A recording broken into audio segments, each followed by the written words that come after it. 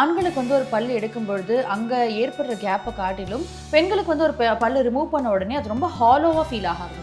இப்போ ஒரு சீக்ஸ் வந்து ரொம்ப சப்பியாக இருக்குன்னா நிறைய பேருக்கு வந்து பெண்களுக்கு பல்லு எடுத்த உடனே பார்த்தீங்கன்னா அது ரொம்ப ஸ்வாலோவாக இருக்குது. அதெல்லாம் எதனால் அப்படி வருது? ஆனால் அதை எப்படி மேம் சரி பண்ணுறது? அது ரொம்ப காமனாக வந்து பெருசாக இருக்காது. ப்ரொவைடர் நீங்கள் ரொம்ப நிறைய பல் எடுக்கிறீங்க, எஸ்பெஷலி வந்து இப்போ வந்து நீங்கள் ஒரு சாதாரண ஒரு கேவிட்டியோட வரீங்க. அது இனிஷியல் ஸ்டேஜில் நம்ம ஐடென்டிஃபை பண்ணோன்னா ஒரு white colour tooth colour filling மெட்டீரியலில் வச்சு அந்த விஸ்டம் டூத்துன்னு சொல்கிற அந்த லாஸ்ட் கடவாப்பல் மட்டும் எப்போ முளைக்கும்னா உங்களுக்கு வந்து ஒரு அடலசன்ட் ஏஜில் இருக்கிற ஒரு 23 ஈவன் 35 அப்போ கூட வரலாம். ஓகே. ஸோ வந்து ஒரு வைடு ஏஜ் ரேஞ்ச். அண்ட் இந்த மாதிரி மெனோபாஸ் லேடிஸுக்குன்னு பர்டிகுலராக வந்துட்டு ஏதாவது டென்டல் இஷ்யூ அப்படின்னு ஏதாவது வருமா, இல்லை ஹார்மோனல் சேஞ்சஸ் ஏதாவது இந்த மாதிரி டென்டல் இஷ்யூஸை உண்டு பண்ணுமா? டெஃபினட்டாக ஹார்மோனல் ஃப்ளக்சுவேஷன்ஸ் இருக்குது. ஒரு லேடிஸ்ன்னு எடுத்துட்டிங்கன்னா அதுவே ஒரு தனி டாபிக். கரெக்ட். நீங்கள் கேட்ட மாதிரி போஸ்ட் மெனோபாசல்லையும் நிறைய சேஞ்சஸ் வரும். போஸ்ட் மெனோபாசலில் நம்மளோட இதில் வந்து ஒரு ஃபில்லிங் நார்மல் ஃபில்லிங் யூஸ் பண்ணி நம்ம வந்து அதை வந்து ட்ரீட் பண்ணிக்கலாம். அதையும் தாண்டி டீப்பாக போகுதுன்னா பேஷண்ட்ஸ்க்கு சிவியர் சென்சிட்டிவிட்டி வரும். அதுவுமே வந்து ட்ரீட்டபிள் தான். ஒரு ஃபில்லிங் வந்து நம்ம பண்ணிக்கலாம்.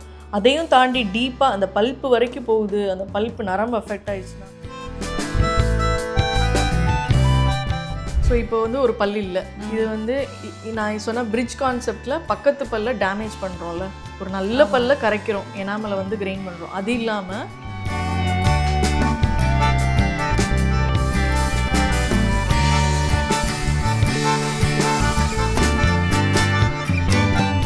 பொதுவாக பெண்கள்னாலே நம்ம வந்துட்டு வெளி தோற்றத்தில் அதிகமான கான்சன்ட்ரேஷன் கொடுப்போம். நம்மளுடைய ஸ்கின்னை பார்த்துக்கணும், ஹேரை பார்த்துக்கணும், நம்ம இப்படி ட்ரெஸ் பண்ணணும் அப்படின்னு நிறைய ரொம்பவே கான்ஷியஸாக இருப்போம். ஆனால் நம்மளுடைய ஓரல் ஹைஜீனில் பல நாட்கள் நம்ம காம்ப்ரமைஸாக பண்ணியிருப்போம்.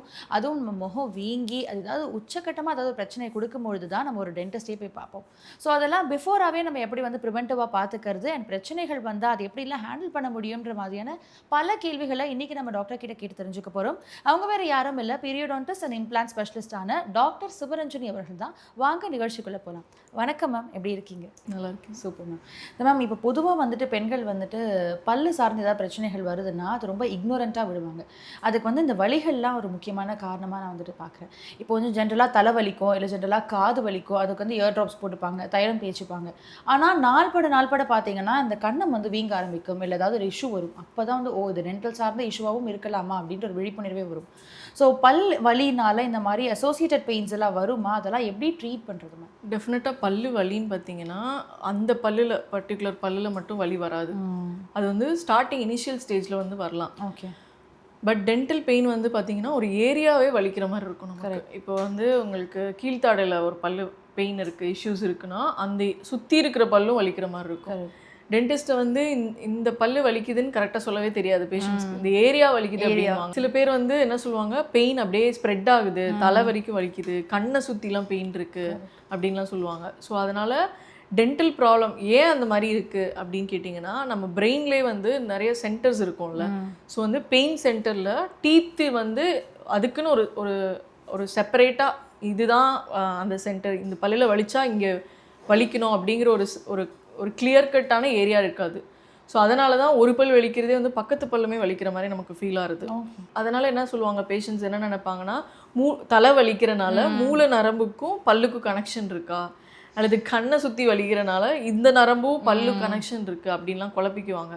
அது மாதிரி கிடையாது. இந்த நரம்பு டோட்டலி செப்பரேட். நம்ம இதில் ட்ரீட் பண்ணனா இது வந்து பாதிச்சிருமா, அது மாதிரி ஒரு கேள்விலாம் வரும். அந்த மாதிரி கிடையவே கிடையாது. இந்த கான்செப்டுக்கு பேர் என்னன்னு கேட்டிங்கன்னா ரெஃபர்ட் பெயின் அப்படின்னு சொல்லுவோம். ரெஃபர்ட் பெயின்னா என்னென்னா, இப்போது ஒரு இடத்துல உங்களுக்கு பெயின் இருக்குது, ஒரு இஷ்யூ இருக்குது, ஆனால் பெயின் வேறு இடத்துல ஃபீல் ஆகிறதுக்கு பேர் தான் ரெஃபர்ட் பெயின் அப்படிங்கிறது. நீங்கள் இதை ட்ரீட் பண்ணிங்கன்னா ஆட்டோமேட்டிக்காக அந்த தலைவலி, உங்களுக்கு கண்ணை சுற்றி வலிக்கிறது, அந்த அசோசியேட்டட் பெயின் எல்லாமே செட்டில் டவுன் ஆயிரும். ஃபார் எக்ஸாம்பிள், இப்போ ஹார்ட் பேஷண்ட் இருக்காங்க, ஹார்ட் அட்டாக் வர்றதுக்கு நிறைய பேர் பார்த்துருப்போம். செஸ்ட் பெயின்னு சொல்லுவாங்க, ஆனால் பெயின் அப்படியே ரேடியேட் ஆகுது, கையெல்லாம் சுற்றி வந்து வலிக்குது இல்லை. ஸோ அதுவுமே வந்து இந்த மாதிரி தான். ஸோ இஷ்யூ ஏதோ ஒரு இடத்துல இருக்குது, ஆனால் பெயின் வேறு இடத்துல ஃபீல் ஆகுது. பல்லு வலியுமே வரும், ஜா பெயின். ஹார்ட் அட்டாக் பேஷண்ட்ஸ்க்கு ஜாவுமே வந்து பெயின் வந்து ஃபீல் ஆகும். ஸோ அதுவுமே ரெஃபர்ட் பெயின் தான் சொல்லுவோம். ஓகே. ஸோ அதனால் சில டாக்டர்ஸ், டென்டிஸ்டே வந்து பல் வலின்னு வந்த பேஷண்ட்டை இது வந்து ஹார்ட் டிஷ்யூவாக கூட இருக்கலாம் அப்படின்னு சொல்லி ஐடென்டிஃபை பண்ணி ட்ரீட் பண்ண கேசஸ்மே கூட இருக்குது. ஓகே. ஸோ அதனால் நிறைய ஒரு இக்னோரன்ஸ் என்னென்னா பல்லு தானே அப்படின்னு அலட்சியமாக விடுறாங்க. பட் ஆனால் அதை சுற்றி இவ்வளோ இஷ்யூஸ் இருக்குது, இவ்வளோ வந்து நம்ம டேக் கேர் பண்ண வேண்டியது இருக்குது. ஓகே. அண்ட் ஜென்ரலாக பார்த்தீங்கன்னா ஆண்கள் கம்பேரிட்டிவ்லி சொல்கிறேன், ஆண்களுக்கு வந்து ஒரு பல் எடுக்கும்பொழுது அங்கே ஏற்படுற கேப்பை காட்டிலும் பெண்களுக்கு வந்து ஒரு பல் ரிமூவ் பண்ண உடனே அது ரொம்ப ஹாலோவாக ஃபீல் ஆக ஆரம்பிது. இப்போ ஒரு சீக்ஸ் வந்து ரொம்ப சப்பியாக இருக்குன்னா நிறைய பேருக்கு வந்து பெண்களுக்கு பல் எடுத்த உடனே பார்த்தீங்கன்னா அது ரொம்ப ஸ்வாலோவாக இருக்குது. அதெல்லாம் எதனால் அப்படி வருது? ஆனால் அதை எப்படி மேம் சரி பண்ணுறது? அது ரொம்ப காமனாக வந்து பெருசாக இருக்காது.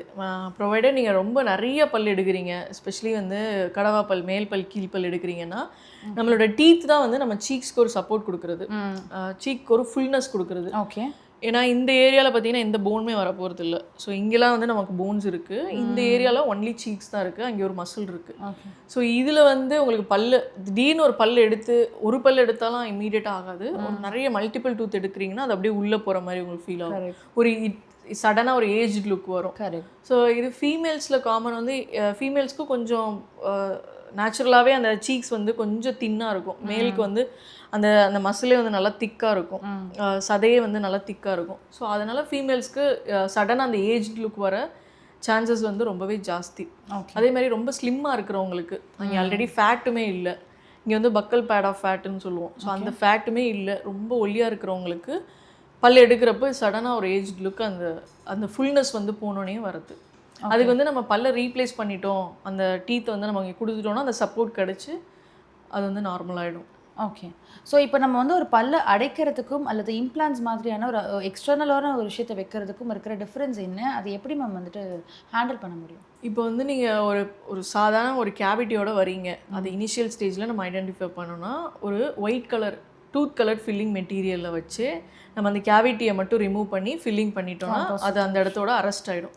ஃபர்தராக வந்து அந்த கேவிட்டி வந்து ஸ்ப்ரெட் ஆகாது. இல்லை அந்த கேவிட்டி எனக்கு பெயினே இல்லை, சொத்தப்பல்ல நான் எனக்கு ஒன்றும் ப்ராப்ளமே இல்லை, நான் ட்ரீட் பண்ண மாட்டேன்னு நம்ம விடுறோம், இல்லை டென்டிஸ்ட்டை போக பயந்துட்டு விடுறோம் அப்படின்னா அது உள்ளே அரிச்சிட்டே போகும், அந்த கேவிட்டி ஸ்ப்ரெட் ஆகும் டீப்பாக. நம்ம டூத்துக்கு எவ்ரி டூத் வந்து சென்டரில் பல்ப்புன்னு சொல்கிற அந்தந்த பல்லுக்கு தேவையான நரம்பு சப்ளை செப்பரேட்டாக இருக்கும். ஸோ நம்ம பல்லு வந்து பார்க்க என்னதான் ஃபுல்லாக அந்த மாதிரி தெரிஞ்சாலும் நம்ம பல்லுக்குமே வந்து லேயர்ஸ் இருக்கும். ஸோ அவுட்டர் நம்ம ப்ரொடெக்டிவ் லேயர் தான் வந்து எனாமல். ஸோ அதே மாதிரி பல்லு நமக்கு வெளியில் தெரிகிறது இவ்வளோ போர்ஷன் தான், ஆனால் ஒவ்வொரு பல்லுக்கும் நம்ம எலும்புக்குள்ளே இந்த மாதிரி ரூட்ஸ் இருக்கும். ஸோ இந்த டூத்துக்குள்ளே லேயர்ஸ் பார்த்திங்கன்னா வெளியில் இருக்கிற லேயர் வந்து எனாமல் லேயர், அதுக்குள்ளே டென்டின்னு ஒரு லேயர் இருக்கும், அதுக்குள்ளே ஒவ்வொரு பல்லுக்கு தேவையான நரம்பு சப்ளை அண்ட் பிளட் வெசல்ஸ் வந்து ஒவ்வொரு பல்லோட நுனியிலையும் இருந்தும் அந்தந்த பல்லுக்கு வந்து லொக்கேட் ஆகிருக்கும். ஸோ வந்து சென்டரில் தான் வந்து இந்த பல்ப்புங்கிறது லொக்கேட் ஆகிருக்கும்.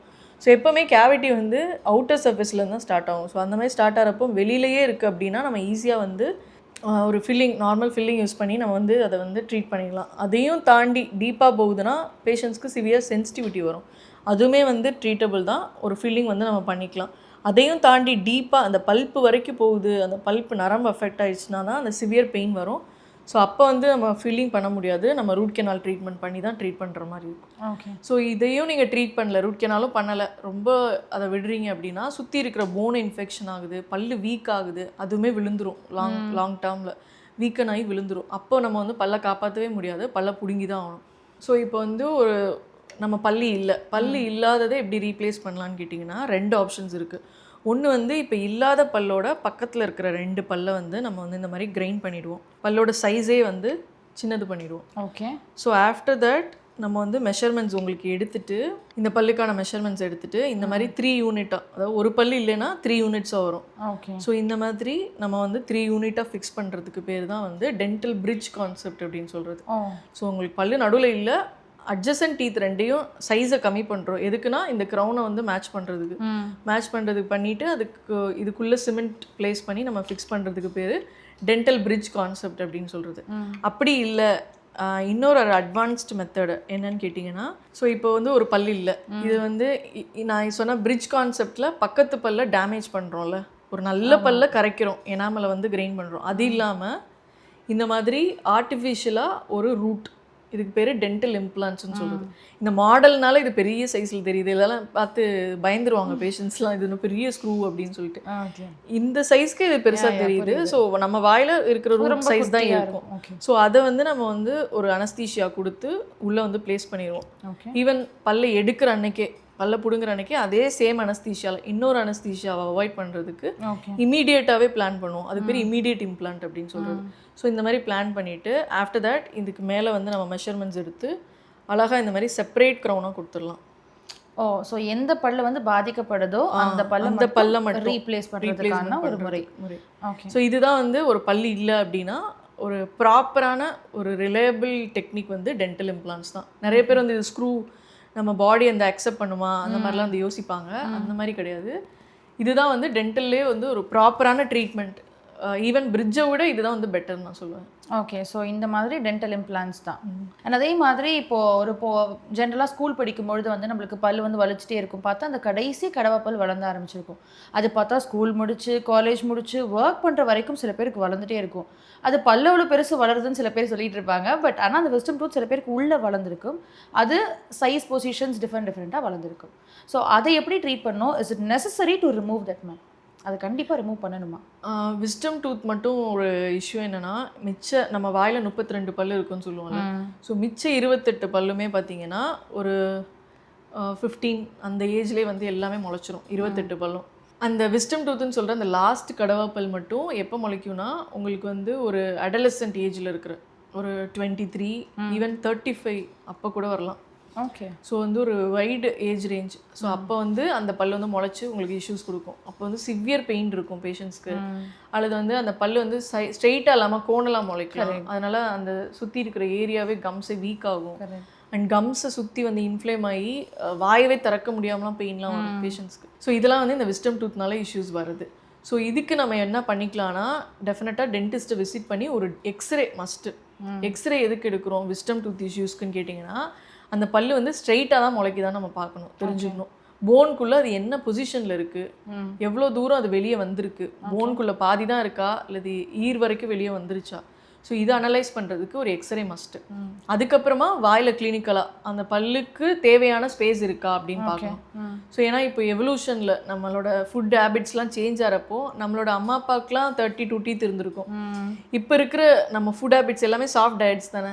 ஸோ அதனால் நல்லா கடித்து சாப்பிட்றதுக்கான அந்த பல் 32 பல்லும் இப்போ தேவை யூஸ் இல்லாத மாதிரி ஆயிடுச்சு. ஸோ அதனால தான் அந்த ஜா சைஸே சின்னதாக இருந்ததுனால கடைசியாக முளைக்கிற அந்த விஸ்டம் டூத்துக்கு வர அடிக்குவேட் ஸ்பேஸ் இல்லாதனால தான் இவ்வளோ இஷ்யூஸ். நம்மளோட அம்மா அப்பாலாம் கேட்டிங்கன்னா இந்த விஸ்டம் டூத் இஷ்யூஸில் ப்ராப்ளம் வந்திருக்காது, இப்போ தான் நமக்கு ஜாஸ்தி. ஸோ அதுதான் ரீசன். ஸோ ஜாக்கு அந்த ஜால அவங்களுக்கு அடிக்குவேட் ஸ்பேஸ் இருக்கான்னு பார்க்கணும். ஜாலையே ஸ்பேஸ் இல்லை அப்படின்னா அது எடுத்துக்கிறது தான் பெட்டர். ஸோ ஏன்னா எப்போ இருந்தாலும் அது இஷ்யூஸ் காஸ் பண்ணிக்கிட்டே தான் இருக்கும். அதே மாதிரி இப்போ நீங்கள் வந்துட்டு எக்ஸ்ரேஸ் பற்றி சொல்லிங்க. ஸோ இப்போ வந்துட்டு ஜென்ரலாகவே கேரிங் லேடிஸ், அதாவது ப்ரெக்னென்ட் லேடிஸ் வந்து என்னென்ன மாதிரியான ட்ரீட்மெண்ட்ஸ், டென்டல் ட்ரீட்மெண்ட்ஸ் எல்லாம் வந்துட்டு எடுத்துக்கலாம், இல்லை இந்த மாதிரி கேரிங்காக இருக்கிறப்போ இந்த மாதிரியான ட்ரீட்மெண்ட்ஸ்லாம் எடுக்கக்கூடாது, அண்ட் முக்கியமாக எக்ஸ்ரே இந்த மாதிரி ரேஸ் காஸ் பண்ணுற விஷயங்கள்லாம் ஓகேவா இல்லை நாட் ஓகேவா? நம்ம கண்ட்ரியில் தான் அந்த அவேர்னஸ் இல்லை. ஏன்னா கன்சீவ் ஆகிட்டாலே வேறு ட்ரீட்மெண்ட்ஸ், எஸ்பெஷலி டென்டல் ட்ரீட்மெண்ட்ஸ் பண்ணவே கூடாது அப்படின்னு சொல்லிட்டு. பட் ஆனால் அப்ராடில் ஃபாரின் கண்ட்ரீஸ்லாம் பார்த்தீங்கன்னா ஈவன் கன்சீவ் ஆகிறதுக்கு முன்னாடியே, ஏன்னா இந்த 9 months ஆஃப் பீரியட் வந்து ஒரு க்ரூஷியல் டைம். ஸோ அதில் நம்ம பண்ணுற ட்ரீட்மெண்ட் ஆகட்டும், நம்ம எக்ஸ்போஸ் ஆகிற எதுனாலும் குழந்தையும் ஒரு அம்மா பண்ணுறது எல்லாமே குழந்தையும் ரீச் பண்ணும். எஸ்பெஷலி டேப்லெட்ஸ் சாப்பிட்றது. ஏன்னா டென்டல் ட்ரீட்மெண்ட்டில் எல்லாமே வந்து இன்ஜெக்ஷன்ஸ், டேப்லெட்ஸு, அந்த மாதிரி பெயின் கில்லர்ஸ் அந்த மாதிரி இருக்கும். ஸோ அதனால் அப்ராடில் ஃபாரின் கண்ட்ரீஸில் என்ன பண்ணுவாங்க, அந்த கன்சீவ் ஆகிற டைம்லேயே நம்ம பிளான் பண்ணுறப்பயே வாயில் ஏதாவது இஷ்யூஸ் இருக்குன்னா அதை வந்து ரெக்டிஃபை பண்ணி ட்ரீட் பண்ணி அப்புறம் தான் அதுவே பண்ணுவாங்க. பட் ஆனால் நம்ம இதில் என்னென்னா அது அவேர்னஸ் இல்லாதனால ஈவன் டியூரிங் ப்ரெக்னென்சிலே வந்து பெயின் வருது, டூத் ஏக் வருதுன்னா அதை அவ்வளோ டாலரேட் பண்ணி பொறுத்துக்கிறாங்க டென்டிஸ்ட்டை விசிட் பண்ணாமல். ஸோ அந்த மாதிரிலாம் நம்ம பண்ண தேவையே இல்லை. நிறைய ப்ரிகாஷன்ஸ் இருக்குது. ஓகே, ஈவன் எக்ஸ்ரேவே வந்து நீங்கள் ஜென்ரல் பாடிக்கு எடுக்கிற எக்ஸ்ரே காட்டிலும் இதில் வந்து எக்ஸ்போஷர் ரொம்ப மினிமல் தான். அதுவும் வந்து ப்ரெக்னென்ட் லேடிஸ்க்கு ஏதாவது தைராய்டு இஷ்யூஸ் இருந்ததுன்னா தைராய்டு காலர் இருக்குது, அல்லது வந்து ஒரு லெட் ஏப்ரன் போட்டுட்டு தான் நாங்களே பண்ணுவோம் எக்ஸ்ரேஸ் எடுக்கிறப்ப. அதுவும் ரொம்ப எக்ஸ்ரேவே அவாய்ட் பண்ணிவிட்டு எடுக்கலாம், ப்ரொசீஜர்ஸ் பண்ணிக்கலாம். ரொம்ப அத்தியாவசியமாக தேவைப்படுதுன்னா ஒரு சிங்கிள் எக்ஸ்ரேலான இஷ்யூஸ் இல்லை. அது அவ்வளோ சிவியர் பெயின் அவங்க டாலரேட் பண்ணுறதுக்கு, ஏன்னா அந்த பெயின் டாலரன்ஸ் பெயின்ஃபுல்லாக இருக்கிறப்பயே அவங்களுக்கு பிபி ரைஸ் ஆகும், அதுவுமே ப்ராப்ளம் காஸ் பண்ணும். அது லாங் ஸ்டாண்டிங் இன்ஃபெக்ஷன் வாயில் இருந்தாலும் அது பிளட் ஸ்ட்ரீம் வழியாக உங்கள் குழந்தைய ரீச் பண்ண தான் போகுது. ஓகே. ஸோ அதனால் ரொம்ப பெயின்ஃபுல்லாக இருக்கிறது எல்லாருமே இக்னோர் பண்ண தேவையே இல்லை. ஓகே. அதே மாதிரி இப்போ ப்ரெக்னென்சிக்கு பிளான் பண்ணுறவங்களோ அதுதான் நான் சொல்லுவேன். உங்களுக்கு இந்த மாதிரி விஸ்டம் டூத் இஷ்யூஸ் இருக்குது, அதாவது வந்து பல் சொத்தை ரொம்ப ஆழமாக இருக்குது அப்படின்னா அதை முன்னாடியே ட்ரீட் பண்ணிக்கோங்க. ஏன்னா இதில் 9 monthsங்கிறது ஒரு லாங் டியூரேஷன். ஈவன் எனக்கே வந்து ஒரு ப்ராப்ளம் வந்துச்சு, டென்டல் இஷ்யூ. லக்கிலி எனக்கு வந்து ஆஃப்டர் டெலிவரி ஒரு 3 monthsல வந்தது. ஓகே. ஸோ அப்போ போய் நான் ரூட் கெனால் ட்ரீட்மெண்ட் ஈவன் நான் பண்ணிக்கிட்டேன். ஸோ அதனால் ஈவன் ஃபீடிங் மதராக இருந்தாலுமே பண்ணிக்கலாம். பட் ஆனால் சில டேப்லெட்ஸ் சாப்பிட்ற மாதிரி இருக்கும். ஸோ அப்போ நான் அந்த டேப்லெட்ஸ் அவாய்ட் பண்ணிட்டேன். ரெஸ்ட்ரிக்ஷன்ஸ் இருக்குமே, அது மாதிரி தான் ரெஸ்ட்ரிக்ஷன்ஸ் இருக்கும், வேணான்றது கிடையாது. அதுக்குன்னு ஒரு இது இருக்குது. இப்போ வந்து ப்ரெக்னென்சியே பார்த்தீங்கன்னா 3 trimester பிரிப்போம். First trimester, the second and third. Second trimester is the most safest trimester to do any dental procedures. First ட்ரைமஸ்டரில் பார்த்தீங்கன்னா மெயின் திங் நடக்கும், அதாவது மெயினான க்ரோத்தே வந்து அந்த ஃபஸ்ட்டு அதில் தான் நடக்கும். ஏன்னா அப்போ தான் அந்த குழந்தை வந்து இருக்க போகுதா இல்லையா அப்படிங்கிறது. செகண்ட் ட்ரைமஸ்டர் வந்து அந்த கொஞ்சம் க்ரோத் இருக்கும். தேர்டில் என்னென்னு பார்த்தீங்கன்னா குழந்தை சைஸ் பெருசாகும், ரொம்ப ஃபாஸ்ட்டாக பெருசாகிட்டே வரும். அப்போ அது டென்டல் சேரில் வந்து படுத்துட்டு ரொம்ப நேரம் படுக்கிறது உங்களுக்கு சிரமமாக இருக்கும், மூச்சு திணறல் வரலாம் அந்த மாதிரி. ஸோ அதனால் தேர்ட் ட்ரைமஸ்டரில் அந்த இஷ்யூஸ் வரும். இல்லாட்டி ஏதாவது பெயின்ஃபுல்லான ப்ரொசீஜர் நம்ம பண்ணுறப்போ அந்த ஷாக்கில் ப்ரீடாமா டெலிவரி அது மாதிரி அதுதானே தவிர இது பண்ணக்கூடாதுன்னு கிடையவே கிடையாது. நிறைய ப்ரோட்டோகால்ஸ் இருக்குது, அவங்கள காம் டவுன் பண்ணிவிட்டு ப்ராப்பரான கேர் கொடுத்து ட்ரீட் பண்ணிக்கலாம். ஓகே. அண்ட் இந்த மாதிரி மெனோபோஸ் லேடிஸுக்குன்னு பர்டிகுலராக வந்துட்டு ஏதாவது டென்டல் இஷ்யூ அப்படின்னு ஏதாவது வருமா, இல்லை ஹார்மோனல் சேஞ்சஸ் ஏதாவது இந்த மாதிரி டென்டல் இஷ்யூஸை உண்டு பண்ணுமா?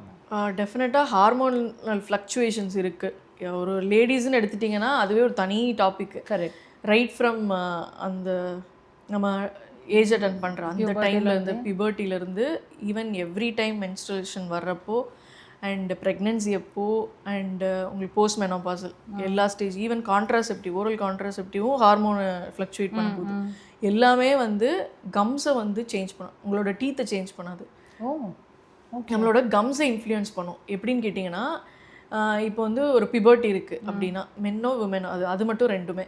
ஸோ அதில் என்ன ஆகும்னா நம்மளோட பாடியில் ஹார்மோன்ஸ் ஃப்ளக்சுவேட் ஆகுது, நிறைய பிளட் சப்ளை ஜாஸ்தி ஆகும், எஸ்பெஷலி கம்ஸ்க்கு. ஸோ அப்போ வந்து நம்ம ஒரு ஜென்டில் டச்சே வந்து நல்லா ஒரு ப்ளீடிங் காஸ் பண்ணும். ஸோ அதனால் அப்போது நல்ல ப்ளீடிங் இருக்கும். அதே மாதிரி இம்யூன் ரெஸ்பான்ஸ்னு ஒன்று இருக்குது. இப்போ நம்ம சில பேர் பார்த்துருப்போம், நிறைய டெபாசிட்ஸ் இருந்தாலுமே கம்ஸ் ப்ளீட் ஆகாது. சில பேருக்கு ஒரு சின்ன ப்ராப்ளம் கம்மில் வந்தாலும் அவ்வளோ ப்ரொஃப்யூஸ் ப்ளீடிங். அது வந்து இம்யூன் ரெஸ்பான்ஸ், நம்ம பாடி எப்படி அதுக்கு ரியாக்ட் ஆகுதுங்கிறது. ஸோ அதுவுமே டிஃபர் ஆகும் இந்த ஹார்மோனல் ஃப்ளக்சுவேஷன். அப்போ என்ன ஹார்மோன்னா progesterone, oestrogen hormone. And menstruation அப்போயும் அதே தான். அந்த 3 days or 4 days ஆஃப் மென்ஸ்ட்ரேஷனில் ஒரு கம் ப்ளீடிங் இருக்கலாம், ஒரு கம் டிஸ்கம்ஃபர்ட் இருக்கலாம். அது பீரியட் முடிஞ்சதுக்கப்புறம் அது செட்டில் ஒன் ஆகும். அதெல்லாம் நீங்கள் பெருசாக ஒரி பண்ணிக்க தேவையில்லை. அண்ட் இது உங்களுக்கு ப்ரெக்னென்சியில் நான் சொன்ன மாதிரி நிறைய இஷ்யூஸ் வரும், கம் இஷ்யூஸ். எஸ்பெஷலி நல்ல நம்ம அந்த டைமில் பாவம் அவங்களுக்கு க்ளீனும் பண்ண முடியாது, நிறைய வாமிட்டிங் வரும் ப்ரஷ் பண்ணாலே. ஸோ அதனால் நிறைய பேர் ப்ராப்பராக க்ளீன் பண்ணியிருக்க மாட்டாங்க. அதோட ஆடட் இந்த ஹார்மோனல் ஃப்ளக்சுவேஷன், ப்ளீடிங் டெண்டன்சி ஜாஸ்தி ஆகும். அண்ட் இன்னொரு திங் வந்து ப்ரெக்னென்சி டியூமர் அப்படின்னு சொல்லுவோம். டியூமர்னால் உடனே இந்த மாதிரி கேன்சர் டியூமர் கிடையாது. இது வந்து அதோட டேர்ம் ப்ரெக்னென்சி டியூமர். அது என்னென்னா கம்ஸ் வந்து ஒரு பாயில் மாதிரி வரும் கம்ஸில், ஒரு கட்டி மாதிரி. அதுக்கு பேரே வந்து ஒரு டேர்ம் ப்ரெக்னென்சி டியூமர், ப்ரெக்னென்சி டைமில் வரக்கூடியது. அது வந்து ரொம்ப நார்மல் தான். அதுக்கப்புறம் அதை வந்து நீங்கள் நார்மலாக க்ளீன் பண்ணி டென்டிஸ்ட்டை போய் செக் பண்ணிங்கனாலே அது ஆட்டோமேட்டிக்காக ரிக்ரெஸ் ஆயிடும் குழந்தை பிறந்ததுக்கப்புறம். அதுக்குன்னு ஒரு ஸ்பெஷல் ட்ரீட்மெண்ட் நமக்கு தேவையில்லை. பட் ஆனால் இதெல்லாம் தெரிஞ்சுக்கணும் மக்கள் வந்து இந்த மாதிரிலாம் இருக்கலாம் அப்படின்னு சொல்லிட்டு. நீங்கள் கேட்ட மாதிரி போஸ்ட் மெனோபாசல்லையும் நிறைய சேஞ்சஸ் வரும். போஸ்ட் மெனோபாசலில் நம்மளோட இதில் வந்து ஒரு அவேர்னஸே இல்லை. அந்த விமனை வந்து இது பண்ணணும், நம்ம தான் குழந்தை பெற்றுட்டோம், எல்லாம் பண்ணி எல்லாம் முடிஞ்சிருச்சு அப்படின்னு சொல்லிட்டு அவங்களுக்கு நிறைய சைக்கலாஜிக்கலாகவும் அஃபெக்ட் ஆவாங்க. நிறைய மூட் ஸ்விங்ஸ் வரும். அண்டு ஓரல் கேவிட்டின்னு எடுத்துட்டிங்கன்னா ஈவன் எல்லா மியூக்கோஸா, அவங்களோட வெஜைனல் மியூக்கோஸா எல்லாமே வந்து ட்ரைனஸ் ஜாஸ்தி ஆகும், இன்க்ளூடிங் ஓரல் சலைவரி செக்ரேஷனும் கம்மியாகும். அண்ட் வந்து எபித்திலியம் வந்து தின் ஆகும், நம்மளோட மியூக்கோஸா இருக்கு இல்லையா, ஸோ அதோட தின் ஆகும். ஸோ அதனால் ஈஸியாக வந்து ஒரு புண்ணு வரலாம். சலைவா செக்ரீஷன் கம்மியாகிறனால வந்து உங்களுக்கு கேவிட்டிஸ் வரலாம், கம் இன்ஃபெக்ஷன்ஸ் வந்து ஈஸியாக வரும். ஸோ இதெல்லாம் வந்து நம்ம ப்ராப்பராக அவங்கள வந்து ஒரு லைஃப் ஸ்டைல் மாடிஃபிகேஷன் அல்லது வந்து டென்டிஸ்ட்டை போய் விசிட் பண்ணி அதுக்குன்னு ஒரு ட்ரீட்மெண்ட் கேர் எடுக்கிறது தான் நல்லது. இப்போ நிறைய வந்துட்டு ஒர்க்கிங் உமன்ஸாக இருக்காங்க. ஸோ நிறைய விஷயங்களை ஹேண்டில் பண்ணும்பொழுது டூ மச் ஆஃப் ஸ்ட்ரெஸ் இருக்கும். ஸோ அப்போ வந்துட்டு மவுத்தில் வந்து அல்சர் வரும். ஸோ அது வந்து ஸ்ட்ரெஸ் அல்சர் அப்படின்னு ஒரு விஷயம் சொல்லுவாங்களே, அது வந்துட்டு எதனால் வருது, அதை எப்படி ட்ரீட் பண்ணலாம்? அந்த அல்சருக்கு வந்து ஆஃப்டர் அல்சர் அப்படின்னு சொல்லுவோம் காமனாக டேர்மு. அதாவது எந்த புண்ணு ஐ மீன் எந்த ட்ராமா எதுவுமே குத்திடாமல் வரக்கூடிய அதுவும் ஆட்டோமேட்டிக்காக வர ஒரு அல்சர். ஸோ இந்த அல்சர் வந்து இதுக்கு நீங்கள் பெருசாக ஒரி பண்ணதுனா அஃப்கோர்ஸ் இது வந்து ரொம்ப சிவியர் பெயின்ஃபுல் அல்சர் தான். பட் இருந்தாலுமே எப்படி அந்த கோல்டுனா ஒரு அதுவாக விட்டால் 1 வீக்கில் சரியாகும், டேப்லெட் போட்டால் 7 நாளில் சரியாகும்னு சொல்கிற மாதிரி இந்த அல்சரும் அதே மாதிரி தான். ஓகே. டென்டிஸ்ட்டை வந்தீங்கன்னா நாங்களுமே அதை தான் சொல்லுவோம், ஒரு 3-4 டேஸில் அதுவே ஆட்டோமேட்டிக்காக செட்டில் ஆகும். ஏன்னா மேஜிக் மாதிரி நம்ம ஒரு அல்சரை வந்து ஹீல் பண்ண முடியாது. எஸ்பெஷலி அது வாய்க்குள்ளே இருக்கிறனால.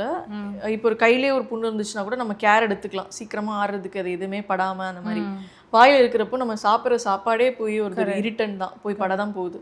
ஸோ அப்போ நம்ம என்ன பண்ணிக்கலாம்னா, நீங்கள் வந்து ஒரு டயட் மாடிஃபை பண்ணலாம், நிறைய கூலிங்காக சாப்பிடலாம், நல்லா சத்தாக இருக்கிற மாதிரியான. ஏன்னா நியூட்ரிஷனல் டிஃபிஷியன்சியும் இதில் ரிலேட் ஆகும். ஸோ ஆறாத புண்ணாக மாறுறதுக்கு. ஸோ அதே மாதிரி இன்னொரு முக்கியமான விஷயம், ஏதாவது ஷார்ப்பாக அவங்க பல்லு போய் அந்த இடத்துல குத்துதானும் பார்க்கணும். ஸோ அந்த மாதிரி இல்லாட்டி ஏதாவது இல் ஃபிட்டிங் டென்ச்சர் இருக்கா, அதாவது ஆர்டிஃபிஷியலாக போட்ட க்ரௌனோட மார்ஜின்ஸு அந்த மாதிரி இருந்தாலும் அந்த அல்சர் வந்து ஒரு திரும்பி ரெக்கர் ஆகிட்டே இருக்கும். அது ஒரே இடத்துல அந்த புண்ணு வருதுனாலும் நீங்கள் பார்க்கணும். அல்லது வந்து சிவியராக வந்து ஒரு பெரிய அல்சர் இருக்குது அப்படின்னா நீங்கள் வந்து அதுக்கு தகுந்த ஒரு மெடிசின் ட்ரீட்மெண்ட் வந்து டெஃபினட்டாக தேவை. அப்படி இல்லை சாதாரண அல்சர்னால் நீங்கள் டென்டிஸ்ட்டு போனீங்கன்னா ஒரு அனஸ்தீஷியா ஜெல் மாதிரி கொடுப்போம். அண்ட் உங்களுக்கு டயட் நான் சொன்ன மாதிரி ஒரு சாஃப்ட் டயட் அண்டு ரொம்ப ஸ்பைசி டயட் இல்லாமல் சாஃப்டான டயட் அது கேர் பண்ணாலே அது ஆட்டோமேட்டிக்காக வந்து சரி. ஆக்சுவலி அதான் அடுத்து கேட்க வந்தேன். இந்த பொதுவாக வந்துட்டு காயம் இருக்கிற இடத்துல வந்துட்டு காரம் அதாவது பட்டா வந்து பட்டு போயிடும் அப்படின்னு ஒரு விஷயத்த சொல்கிறாங்க. ஸோ அதனால் இந்த மாதிரி அல்சர் வரவங்க நிறைய பேர் காரமாக வர சாப்பிட்றாங்க. பட் அது வந்து ஜென்ரலாக அக்ரிவேட் தானே பண்ணும். டெஃபினட்டாக அது அக்ரிவேட் தான் பண்ணும். அந்த மாதிரி பண்ணக்கூடாது. ரொம்ப ஆக்சுவலி சிவியராக பெயினும் ஆகும். ஓகே. ஸோ இது எல்லாமே ஒரு இரிட்டன் தான். காரமாக சாப்பிட்றது வந்து இட்ஸ் அ கைண்ட் ஆஃப் ஒரு இரிட்டன் தான். இப்போ ஒரு புண்ணு வந்து வருது அப்படின்னா அதில் ஹீலிங் மெக்கானிசம் நடக்கும். அதில் வந்து புதுசாக செல்ஸ் ஃபார்ம் ஆகும், கொலாஜன் ப்ரொடக்ஷன் இருக்கும், நியூ செல் வந்து அதை வந்து இன்டெகிரேட் ஆகி ஒரு வெப் மாதிரி ஃபார்ம் ஆகிட்டு வரும். ஸோ அப்போ போய் நம்ம ஏதாவது ஸ்பைஸியாக சாப்பிட்றோம், சூடாக போய் சாப்பிட்றோன்னா அந்த புதுசாக ஃபார்ம் ஆகிறத அது பீல் பண்ண போகுது.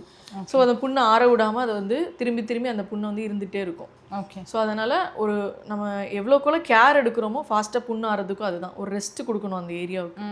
ஸோ அதனால் டெஃபினட்டாக காரம் வந்து அவாய்ட் பண்ணணும். ஓகே. அண்ட் முன்னாடி வந்து பார்த்தீங்கன்னா வந்துட்டு மெஜாரிட்டியாக ஸ்மோக்கிங் அண்ட் அதாவது ட்ரிங்கிங் ஹேபிட்ஸ் இருக்கவங்களுக்கு இந்த ஓரல் கேன்சர் வந்துட்டு ரொம்ப காமனாக இருந்துச்சு. பட் இப்போ பார்த்தா நிறைய பெண்களுக்குமே வருது, அதுவும் நான் ஸ்மோக்கர்ஸுக்குமே கூட வருது.